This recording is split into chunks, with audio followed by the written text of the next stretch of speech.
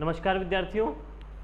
और आज हम बात कर रहे हैं कक्षा 11 के जो एक बिंदु है व्यवहारिक लेखन उसकी। और इस व्यवहारिक लेखन में हम बात कर रहे हैं पत्र व्यवहार की। सरकारी कामकाज में जो पत्र व्यवहार किया जाता है, ठीक है, वो किस प्रकार से किया जाता है, उसका क्या प्रारूप है। तो कार्यालयी पत्र जो हैं उसका एक सामान्य प्रारूप तो है ही, उसके अलावा उसको कई वर्गों में बांट दिया गया है, अलग अलग प्रकार के विभागों के अनुसार, अलग अलग प्रकार के उसकी कार्य की प्रकृति के अनुसार, ठीक है ना। तो पिछली कक्षा में हमने एक सामान्य रूप से जो एक कार्यालयी पत्र होता है उसका प्रारूप हमने समझा। आज हम बात करेंगे दो और प्रारूपों की, ठीक है ना। पहला हम समझेंगे एक तो कार्य सूची, ठीक है, और एक और समझेंगे कार्यवृत्त। तो आज दो प्रकार के पत्रों की बात करेंगे, एक कार्य सूची है और एक कार्यवृत्त है। तो समझिए कार्य सूची क्या है। तो कार्य सूची को हम कह सकते हैं वर्क शेड्यूल या वर्क का एजेंडा, ठीक है। जैसा कि हम नाम से समझ रहे हैं कि किसी भी सरकारी विभाग या सरकारी संस्थान की, किसी भी बोर्ड की जब कोई बैठक आयोजित होती है, कोई मीटिंग होती है, तो उस मीटिंग से पहले एक एजेंडा तय किया जाता है, एक शेड्यूल तैयार किया जाता है, एक ड्राफ्ट बनाया जाता है कि इस मीटिंग में हम किन किन बिंदुओं को छुएंगे, किन बिंदुओं पर हम बात करेंगे, ठीक है ना। जिस प्रकार किसी भी कार्य को करने से पहले हम क्या करते हैं, उसका ड्राफ्ट बना देते हैं और हमें क्या क्या चाहिए। हम बाजार जाने से पहले हम लिस्ट बना लेते हैं कि हमको ये सामान चाहिए। जिस प्रकार हम मकान बनाने से पहले एक उसका एक ड्राफ्ट बनाते हैं, एक उसका मैप बनाते हैं, ठीक है ना, ब्लूप्रिंट उसका तैयार करते हैं कि हमारा किचन कहाँ होगा, हमारा डाइनिंग रूम कहाँ होगा, ठीक है ना, गेस्ट रूम ये कहाँ होगा, ये सब चीज़ें हम उसमें डिसाइड करते हैं। तो पहले वो डिसाइड किया जाता है, फिर वो काम होता है। उसी प्रकार जब मीटिंग होती है किसी भी सरकारी विभाग की, संस्थान की, उसके लिए एक बोर्ड बनाया जाता है, एक समिति या कमेटी निर्धारित होती है और उस बोर्ड के द्वारा निरंतर अंतराल पर, नियमित समय पर एक मीटिंग भी आयोजित की जाती है। उसमें कई बड़े डिसीजन लिए जाते हैं और उस डिसीजन के आधार पर उस संस्थान की, उस सरकारी विभाग की कार्य योजना बनाई जाती है और उसका कार्य किया जाता है। तो हम समझ रहे हैं कार्य सूची। कार्य सूची का मतलब क्या है कि वर्क का शेड्यूल या एजेंडा तय करना, किसी भी मीटिंग का एजेंडा तय करना। लिखित रूप में हम उसको लिख लेंगे कि हमें कौन कौन से बिंदुओं पर उस मीटिंग में बात करनी है, ठीक है ना। तो क्वेश्चन आएगा हमारे सामने कि किसी भी विभाग का नाम दिया होगा, इस विभाग के द्वारा एक मीटिंग आयोजित की जानी है, उसके लिए एक कार्य सूची का प्रारूप या ड्राफ्ट तैयार कीजिए, ठीक है ना। तो ये एक क्वेश्चन आ सकता है हमारे सामने। तो किस प्रकार हम उसका ड्राफ्ट रखेंगे वो समझते हैं एक एग्जाम्पल से। तो हमने यहाँ एक बोर्ड बनाया है और उस बोर्ड के द्वारा एक मीटिंग आयोजित की जानी है, उसके लिए कार्य सूची हमने बनाई है, ठीक है ना। तो यहाँ कुछ हमने बिंदु रखे हैं। तो किस प्रकार से हम लिखेंगे इसको समझिए कि अखिल भारतीय साहित्य एवं संस्कृति बोर्ड की 55वीं बैठक की कार्य सूची, ये हम हेडिंग डाल देंगे अपने पृष्ठ के बीचों बीच में, ठीक है ना। किसी भी बोर्ड का नाम हम लिख सकते हैं जिसका हमको लिखना है। तो हमने लिख दिया कि ये जो साहित्य और संस्कृति जो बोर्ड है इसकी 55वीं बैठक हो रही है, यानी 55th 55वीं बैठक की कार्य सूची, ठीक है। ये हेडिंग हमने डाली और सीधा हम उसमें 4-5 बिंदु लिख देंगे, ठीक है ना। तो सबसे पहला हमने पॉइंट लिखा यहाँ पर कि 54वीं बैठक के कार्यवृत्त की संपुष्टि, ठीक है ना। इस प्रकार से हम ये पॉइंट लिखते हैं। तो पहला पॉइंट हमने क्या लिखा कि पिछली जो मीटिंग हुई थी, अभी कौन सी है 55वीं, इससे पिछली जो मीटिंग हुई थी 54th जो थी मीटिंग, उसमें जो कार्यवृत्त हुआ था, कार्यवृत्त हम समझेंगे क्या होता है। नेक्स्ट हमारा पॉइंट कार्यवृत्त है, उसको हम समझेंगे। तो पिछली जो बैठक थी उसका जो कार्यवृत्त है उसको संपुष्ट किया जाएगा, ठीक है ना, उसकी पुष्टिकरण किया जाएगा उसका। तो पहला ये काम होगा हमारी मीटिंग में। नेक्स्ट पॉइंट क्या रहेगा, मीटिंग का एजेंडा क्या रहेगा कि पिछली बैठकों के लिए किए गए निर्णयों के अनुपालन की समीक्षा की जाएगी। यानी जितनी भी मीटिंग हुई है, ठीक है ना, उन मीटिंग्स में, उन बैठकों में जो भी बोर्ड के द्वारा कुछ डिसीजन लिए गए और एक कार्य प्रणाली तय की गई है, क्या उस बोर्ड के कर्मचारी, उस विभाग से जुड़े हुए कर्मचारी और अधिकारी उन नियमों के अनुसार, उस कार्य योजना के अनुसार, बताई गई कार्य प्रणाली के अनुसार कार्य कर रहे हैं या नहीं कर रहे हैं। तो कहने का मतलब है कि जो पिछले जो निर्णय हुए हैं, क्या उनका अनुपालन हो रहा है या नहीं हो रहा है, ये उनकी समीक्षा हम करेंगे इस मीटिंग में, ठीक है ना। समीक्षा समान रूप से ईक्षण करना, देखना, ठीक है, उसका मूल्यांकन किया जाएगा कि क्या ऐसा हो पा रहा है या नहीं हो पा रहा है। नेक्स्ट हम तय क्या किया हमने कि लेखकों, कलाकारों, विशेषज्ञों को दिए जाने वाले पारिश्रमिक की समीक्षा की जाएगी। तो यहां पर ये कौन सा बोर्ड है, ये बोर्ड है साहित्य। साहित्य से जुड़े जो लोग हैं, साहित्य का मतलब लिटरेचर, लिटरेचर कौन लिख रहा है, जो कवि है, कवित्री, लेखक, लेखिका, ये सब जो है, तो इनसे संबंधित है ये साहित्य और संस्कृति।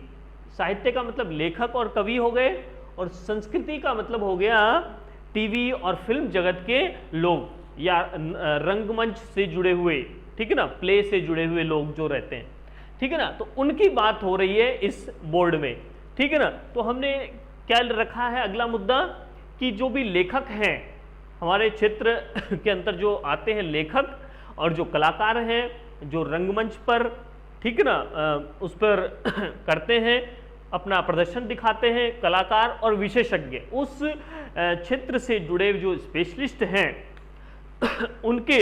उनको जो पारिश्रमिक दिया जाता है, उनको जो वेतन दिया जाता है, उसकी समीक्षा की जाएगी, उसका मूल्यांकन किया जाएगा कि क्या उनको जो वेतन दिया जा रहा है वो सफिशिएंट है, पर्याप्त है।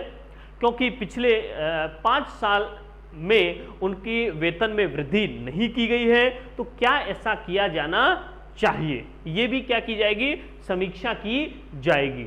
नेक्स्ट टॉपिक हमने रखा है कि संस्थान द्वारा आयोजित कार्यक्रमों की गुणवत्ता बढ़ाए जाने संबंधी प्रतिवेदन पर चर्चा होगी, ठीक है ना। ये जो संस्थान है, ये हमारा साहित्य और संस्कृति जो संस्थान है, उस संस्थान में जो भी कार्यक्रम आयोजित किए जाते हैं, ठीक है ना, जो भी सेमिनार आयोजित किए जाते हैं, बड़े जो भी कुछ भी समाज को दिखाने के लिए जो भी प्रोग्राम किए जा रहे हैं, उन कार्यक्रमों की गुणवत्ता, ठीक है ना, ये जो गुणवत्ता है वो अच्छी है, उनकी गुणवत्ता मतलब क्वालिटी, उसकी क्वालिटी को और ज़्यादा हम कैसे बढ़ा सकते हैं और ज़्यादा समाज को कैसे प्रभावित कर सकते हैं, इसके लिए एक जो रिपोर्ट आई है, एक प्रतिवेदन आया है, ठीक है ना। एक बोर्ड हमने बनाया था, अलग से एक कमेटी बनाई थी, और उस कमेटी को कहा गया था कि संस्थान के कार्यक्रम और भी प्रभावी होने चाहिए, उसके लिए हमको कौन से कदम उठाने चाहिए। तो उस बोर्ड ने, उस कमेटी ने एक प्रतिवेदन दिया हमको, एक रिपोर्ट हमको दी है, तो उस रिपोर्ट पर भी क्या होगी, चर्चा होगी। कौन कौन से सुझाव दिए गए हैं, उनमें से कौन कौन से हम अपना सकते हैं। नेक्स्ट पॉइंट हमने रखा है कि मोबाइल फोन पर होने वाले व्यय पर लगाई गई सीमा की समीक्षा भी होगी। तो जितने भी उस बोर्ड से जुड़े हुए कर्मचारी हैं, अधिकारी हैं, उनको ऐसा निर्धारित किया गया था, उनके लिए ये तय किया गया था कि जो वो मोबाइल फ़ोन से जो संपर्क साध रहे हैं लोगों से, उस फील्ड से जुड़े जितने भी कलाकार हैं, उन विशेषज्ञ हैं, उनसे जो संपर्क बना रहे हैं, उसके लिए जो मोबाइल फ़ोन उपयोग में लाया जा रहा है, उस मोबाइल फ़ोन पर जितना व्यय हो रहा है उसको निर्धारित किया गया था। मान लीजिए उसको 2000 रुपये मंथली कर दिया गया था। तो अब उस निर्णय की समीक्षा की जाएगी। ये जो सीमा तय की गई थी 2000 रुपये पर मंथ होगा और पर कैंडिडेट होगा, तो क्या इसको बढ़ाया जाना चाहिए कि क्या ये फिर इतना ही ठीक है, पर्याप्त है? ठीक है, तो ये जो लगाई गई सीमा है इसकी भी समीक्षा की जाएगी। नेक्स्ट होगा, ये तो हो गए हमारे पूर्व निर्धारित कार्यक्रम या पूर्व निर्धारित एजेंडा या मुद्दे। इसके अलावा भी अध्यक्ष की अनुमति से, जो बोर्ड का जो अध्यक्ष है उसकी अनुमति से किसी भी अन्य विषय पर विमर्श भी हो सकता है। यानी अध्यक्ष से हम उससे अनुमति ले लेंगे, परमिशन ले लेंगे और किसी अन्य विषय पर भी चर्चा हो सकती है। तो ये हमने कुछ पॉइंट्स निर्धारित किए हैं, ठीक है ना। तो इस प्रकार से ये प्रारूप हम बना सकते हैं, किसका? कार्य सूची का, ठीक है ना। कार्य सूची का तात्पर्य हमको समझ में आ गया है कि किसी भी मीटिंग होने से पहले किसी भी सरकारी विभाग या सरकारी संस्थान का जो बोर्ड होगा, उस बोर्ड की जो मीटिंग होगी, उस मीटिंग में कौन कौन से निर्णय लिए जाएंगे, कौन कौन से पक्षों पर विचार किया जाएगा, ठीक है ना। उन बातों पर विचार करने के लिए कुछ हमको एक ड्राफ्ट तैयार करना पड़ेगा, कुछ रिटन में कुछ पॉइंट्स लिखने पड़ेंगे, ठीक है ना। तो उन पॉइंट्स को लिखना ही क्या कहलाएगा? कार्य सूची कहलाएगा, ठीक है ना। एक क्वेश्चन आएगा हमारे सामने कि मान लीजिए किसी भी बोर्ड के द्वारा या किसी भी संस्थान की जो बैठक है उसकी कार्य सूची तैयार कीजिए। तो हम उसमें हेडिंग डाल देंगे यहाँ पर, और फिर यहाँ पर कुछ 4 पॉइंट्स हम इस प्रकार लिख सकते हैं, बना सकते हैं, जैसा हमने यहाँ पर लिखा है, ठीक है ना। तो ये हमारा हो गया कार्य सूची, सेकंड पॉइंट, ठीक है ना। अब इसके बाद में तीसरा प्रकार का जो पत्र हमारा है, पत्र का प्रारूप है, जो सरकारी पत्र है, वो तीसरा प्रकार का पत्र है कार्यवृत्त। इसे कार्यवृत्त कहते हैं या मिनट्स भी कह सकते हैं। कार्यवृत्त या मिनट्स, इसका क्या तात्पर्य है कि कार्य सूची जो है वो कब तैयार होती है? मीटिंग होने से पहले। तो मीटिंग होने से पहले जो ड्राफ्ट तैयार होगा वो कार्य सूची है, और मीटिंग होने के पश्चात, मीटिंग होने के बाद में जो उसकी रिपोर्ट तैयार की जाएगी, जो लिखित में उसका जो भी ब्यौरा दिया जाएगा, उस मीटिंग का विवरण दिया जाएगा, वो कार्यवृत्त कहलाएगा, ठीक है ना। तो कार्य सूची मीटिंग से पहले होगी और कार्यवृत्त कब लिखा जाएगा? मीटिंग के बाद, ठीक है ना। किसी भी विभाग, कोई भी सरकारी विभाग है, सरकारी संस्थान है, उसका कोई एक बोर्ड निर्धारित किया गया है, उस बोर्ड में कुछ सरकारी लोग भी होते हैं और कुछ विशेषज्ञ भी हो सकते हैं, उस बोर्ड से बाहर के लोग भी हो सकते हैं। इस प्रकार से एक बोर्ड बनाया जाएगा, और वो बोर्ड क्या करेगा? बोर्ड का मीनिंग है एक कमेटी, एक समिति, जिसमें बहुत सारे लोग होंगे, और वो क्या करेगा? वो बोर्ड क्या करेगा? समय समय पर एक मीटिंग का आयोजन करेगा, और वो जो भी विशेषज्ञ लोग होंगे वो बैठेंगे, बात करेंगे, और क्या बात करेंगे कि किस प्रकार से हमारे विभाग को और ज़्यादा प्रमोट किया जा सकता है, और ज़्यादा बढ़ावा दिया जा सकता है। तो हम बात कर रहे हैं कार्यवृत्त की, जो कब होता है? मीटिंग के बाद, ठीक है ना। इसमें हमको क्या ध्यान में रखना है कि ये जो बिंदु हैं, इन्हीं बिंदुओं को लेकर हमें ये कार्यवृत्त तैयार करना है, ठीक है ना। यही बिंदु होंगे सेम। अंतर क्या होगा कि यहां पर तो हमने क्या लिख दिया, उनको शॉर्ट रूप में लिखा है, ठीक है ना। जैसे हमने लिखा 54वीं बैठक के कार्यवृत्त की संपुष्टि, ठीक ठीक है ना, पिछली बैठकों के लिए किए गए निर्णयों के अनुपालन की समीक्षा, इस रूप में हमने लिखा है। तो ये हो गया कार्य सूची। इसी को हम डिटेल रूप में लिख दें, ठीक है ना, और लिख दें कि ऐसा किया गया, ऐसा हुआ, ठीक है ना। जैसा कि मान लीजिए 54वीं बैठक के कार्यवृत्त की संपुष्टि की गई, या हम लिख देंगे पिछली बैठकों के लिए किए गए निर्णयों के अनुपालन की समीक्षा की गई। अगर ऐसा हम लिख देंगे तो वो क्या बन जाएगा, वो कार्यवृत्त बन जाएगा, ठीक है ना। ऐसा किया गया, कब किया गया, मीटिंग में किया गया। मीटिंग के होने के बाद जब जो लिखा जाएगा वो कार्यवृत्त कहलाएगा। तो समझिए इसको हम किस प्रकार लिख सकते हैं। सबसे पहले वही हेडिंग लिखेंगे कि दिनांक 5 अगस्त 2020 को आयोजित बोर्ड की, बोर्ड कौन सा है जो हमने लिखा है उसका नाम हम लिख सकते हैं। ऊपर हमने लिखा है, मान लीजिए कि भारतीय साहित्य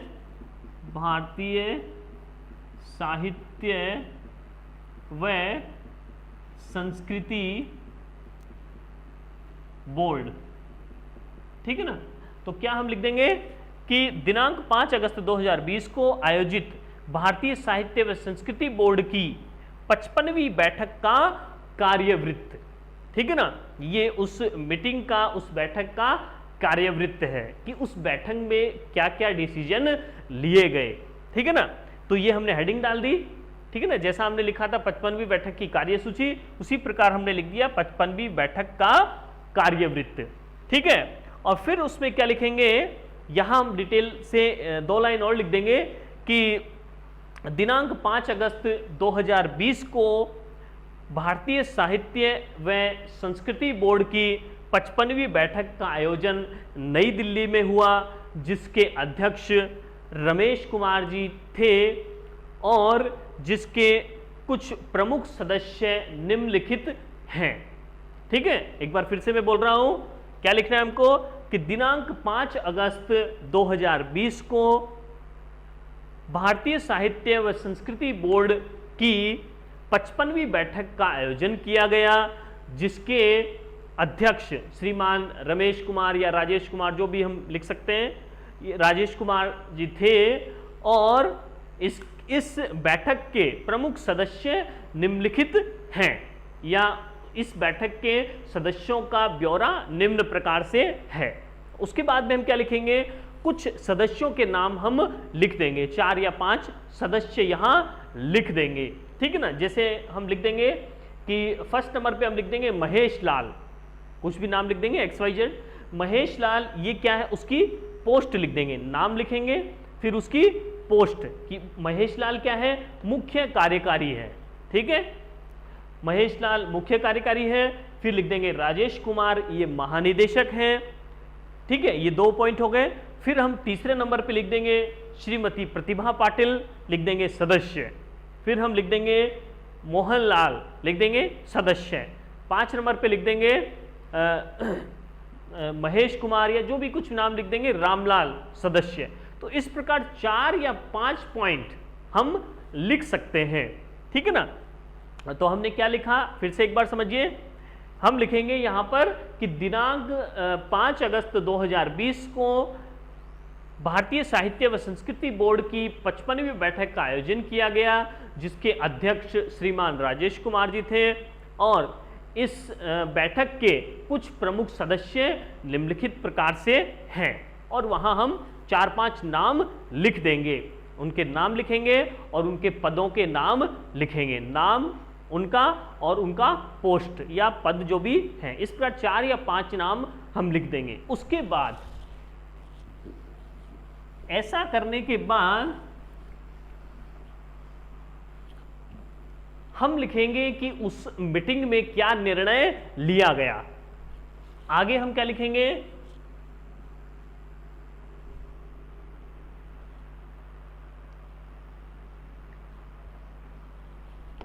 आगे हम लिखेंगे कि भारतीय साहित्य व संस्कृति संस्थान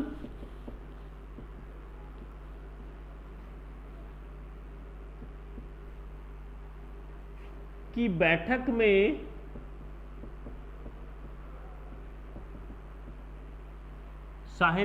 भारतीय साहित्य व संस्कृति संस्थान की बैठक में कुछ प्रमुख निर्णय लिए गए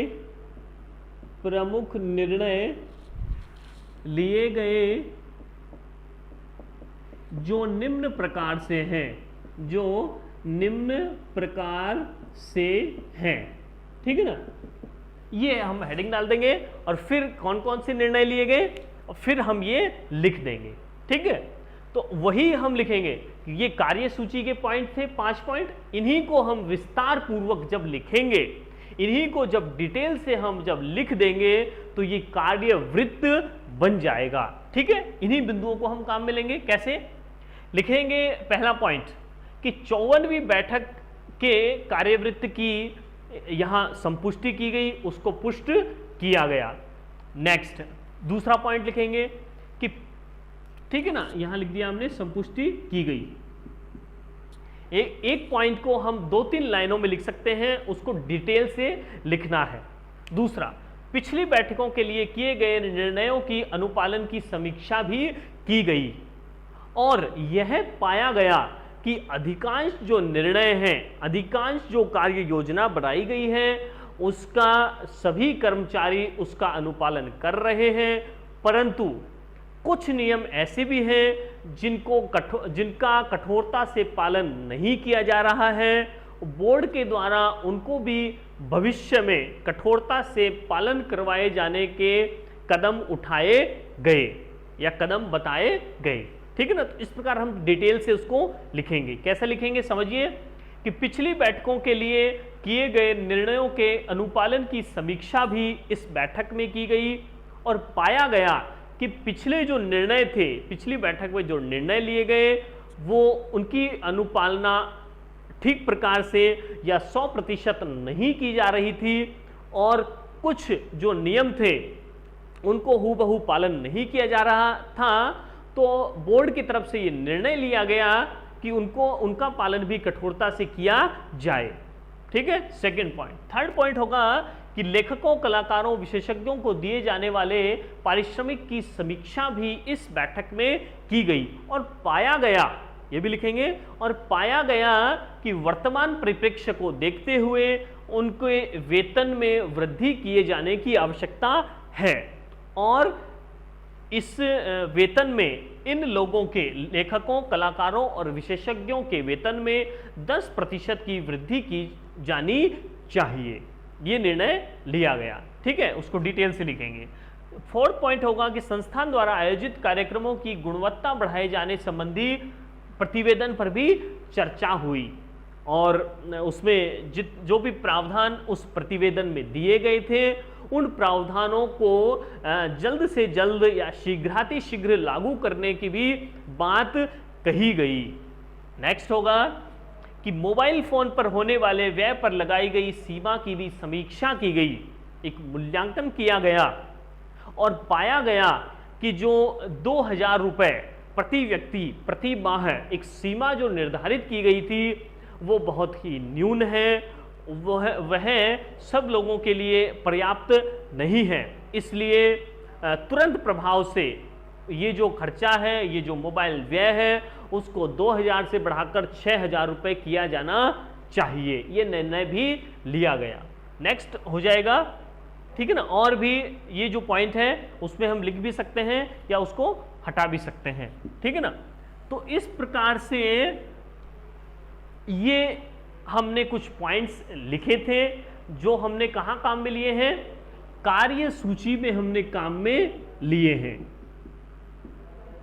कार्य सूची में हमने किस प्रकार लिखा, इनको शॉर्ट रूप में लिखा है और जब हमने कार्यवृत्त जब लिखा तो इन्हीं पॉइंट्स को हमने क्या कर दिया, डिटेल से लिख देंगे। ठीक है ना, तो वो बन जाएगा कार्यवृत्त। ठीक है, क्या अंतर है एक बार फिर से समझिए कि कार्य सूची जो होगी, कार्य सूची को एजेंडा कहते हैं और किसी सरकारी विभाग के संस्थान के द्वारा उस मीटिंग के, उस बैठक के आयोजित होने के कारणों के लिए उस एजेंडे को तय किया जाता है, लिखित रूप में उन विषयों पर चर्चा करने के लिए जो कुछ पॉइंट निर्धारित किए जाते हैं उस मीटिंग से पहले, तो उन पॉइंट्स को कहते हैं कार्य सूची। और बैठक हो जाने के बाद जो एक प्रतिवेदन या रिपोर्ट तैयार की जाती है और उन बिंदुओं पर कहाँ तक काम किया जाएगा, ये जब कहा जाता है और उनको डिटेल से लिखा जाता है तब वो कार्यवृत्त कहलाता है। तो अभी हमने क्या समझा, कार्यसूची और कार्यवृत्त, ये दो प्रकार के सरकारी पत्र हमने समझे। धन्यवाद।